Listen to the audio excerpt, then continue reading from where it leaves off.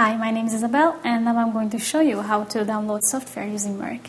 mIRC is a program with the help of which you can share files while you are chatting. Now let's see how it works.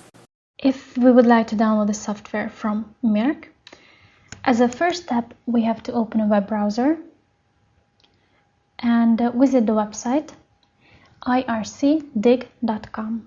As the website appears, in the middle we can see a small window with we have to write there the phrase. The phrase is what we are looking for, so this time we type in video software. And we also have to select the filter that's going to be online XDCC bots, and then click on search. Okay, here's the list. Now we have only one result. We have to click on the pack number and then we copy the pack request and click on connect. Allow access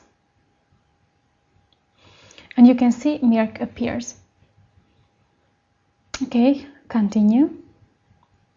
Okay, and we wait for the program.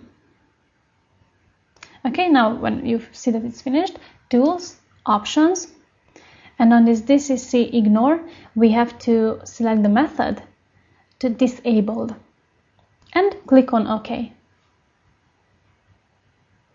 Okay, now we copy the line that we paste the line that we have copied before, click on enter. Now OK